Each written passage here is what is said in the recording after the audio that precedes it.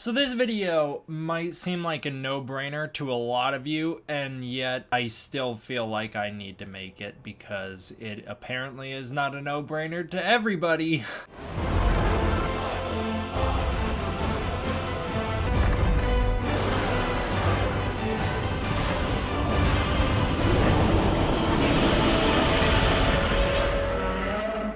What's up, everybody? D-Man back. Welcome to a brand new video, and today we're going to be doing another Godzilla vs. Kong news and updates. I'm getting real antsy. I feel like I need to go do something, but I don't want to do anything just yet because I'll look even more worse of messiness when I'm done doing active stuff, as opposed to right now when I can record first beforehand. You know what I'm saying? How does Kong get off the island? Get off Skull Island? If you didn't know, King Kong is on an island, and the question of how he gets off that island is something that people are very split on. For real, it's such an obvious answer. The answer you think is the right answer is the right answer. Alright, let's run through some of these options. So first of all, does Kong need to get off the island? Yes, absolutely.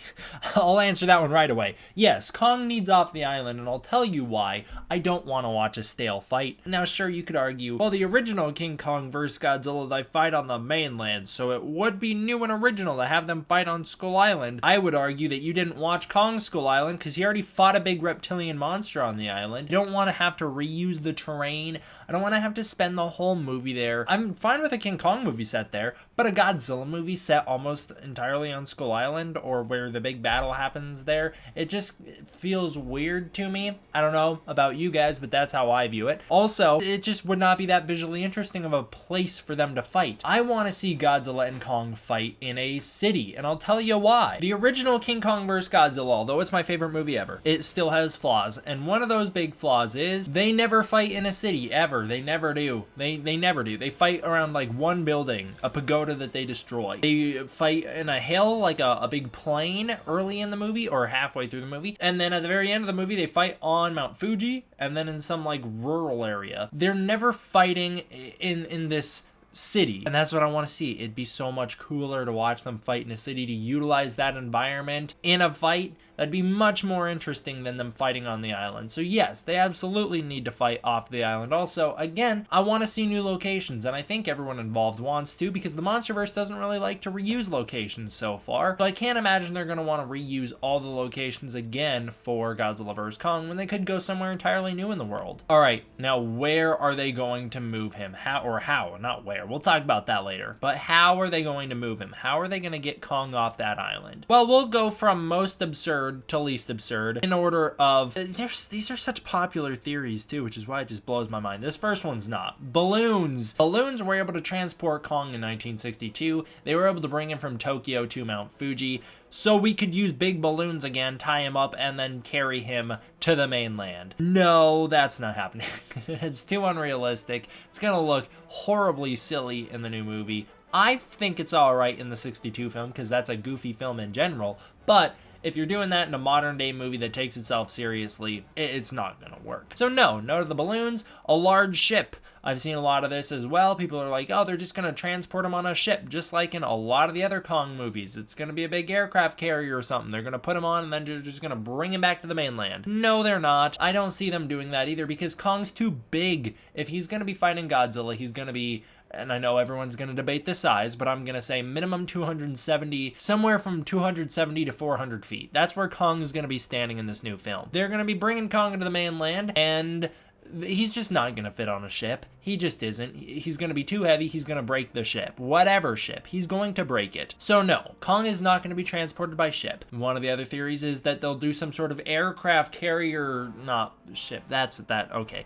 Aircraft carrying. Yeah. So they're going to carry him via the Argo jet or some other large aircraft. Mechagodzilla. No, it's not going to be Mechagodzilla. They're going to carry him by the Argo jet or some other big transport ship for Kong, just like in King Kong Escapes when they transport him with helicopters, although this one's going to be one big giant something. No, that's not happening either. That's not happening. It just isn't. Again, he's too heavy. He's too heavy. They're not going to be able to pick him up like that. He's also going to struggle in the air, and he's not going to be able to be lifted and carried while he's struggling in the air They can knock him out, but I don't see it happening. Here is the first scenario that I think is a huge contender. I don't think they will actually go through with it, but they can if they want to, and that is the Hollow Earth. Kong can utilize the Hollow Earth. We know that Skull Island is a Hollow Earth entry point, so he can just go down into the Hollow Earth, and then he can explore. He can go through that entire underground ecosystem until he finds a new exit port that he can take and probably wind up on land. I'd assume that Kong's smart enough to know, this exit port is underwater in the Bermuda Triangle and Serizawa already blew it up.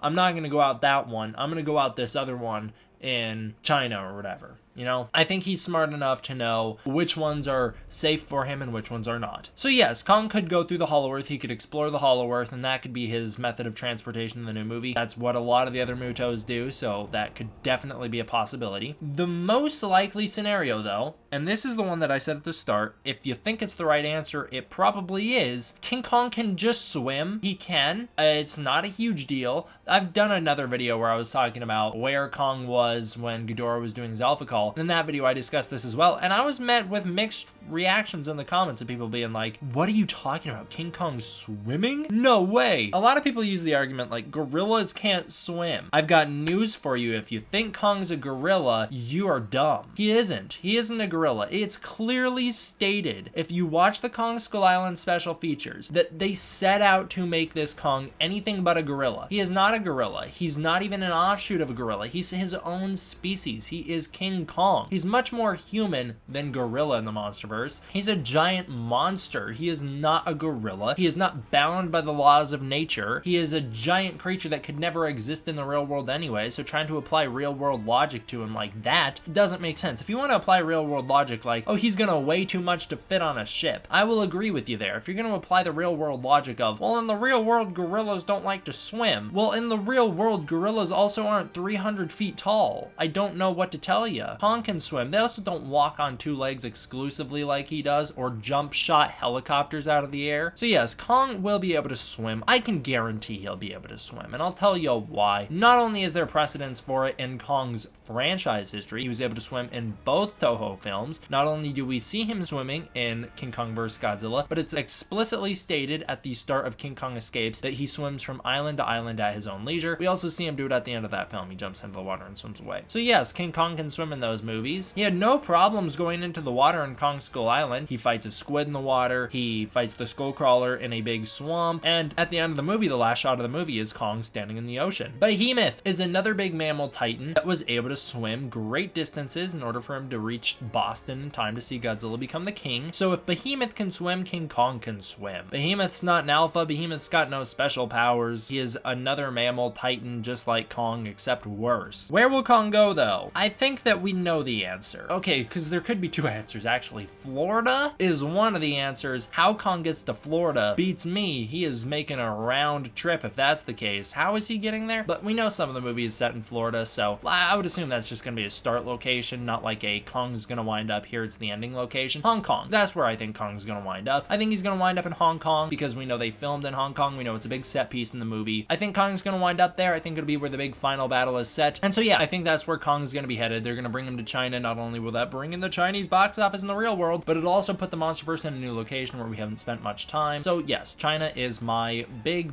potential for where they're gonna wind up. Which brings up the question, how would that be structured into the film? How are they gonna structure that if Kong's leaving the island? I'd assume he's gonna spend the majority of the movie on the island because that is his domain. I think the first two acts will be Kong on the island. Maybe the first act will be him going, what on earth is going on? All the Titans are showing up on his island. He's trying to keep everything at bay. It's just going horrible for him now that all of them are there. I think that's what the first act is gonna be. Second act, I could see that being like the confrontation, the first confrontation somewhere in there. Godzilla's gonna go to the island to check it out. Then they're gonna fight Godzilla and Kong. Who knows who wins? I'd assume if they're gonna fight on the island, probably King Kong would win, but if Kong wins, he'd have no reason to leave the island. So actually, I'm gonna say Kong would probably lose the first fight if it's set on the island. Kong's probably gonna lose that first fight so that he has reason to go after Godzilla, so that he can chase Godzilla off the island. And again, this is assuming it's a straightforward Godzilla and Kong are the main conflict kind of plot, where the conflict revolves around them trying to get at each other. That's what this is assuming, which it probably isn't the case. We'll do some videos speculating what the plot might actually be for the movie, but just for this one, we're gonna go simple. Kong's gonna leave the island, and he'll wind up in Hong Kong, where he fights Godzilla for the final time. That is, that's my guess, is that he'll probably leave the island at the end of the second act, and he'll show up in Hong Kong in the third act. So that's my guess. But yes, I absolutely do think Kong needs to leave the island. I don't know why it's such a big point of contention. People going, oh, he can't leave the island. You're not using your imagination. Try and be a little more creative. That's all I'll have to say about that one, and that is the end of the video as well, because I've exhausted everything I needed to say. Thank you all for watching. I hope you enjoyed. I will see you guys next time for the next one. D-Man,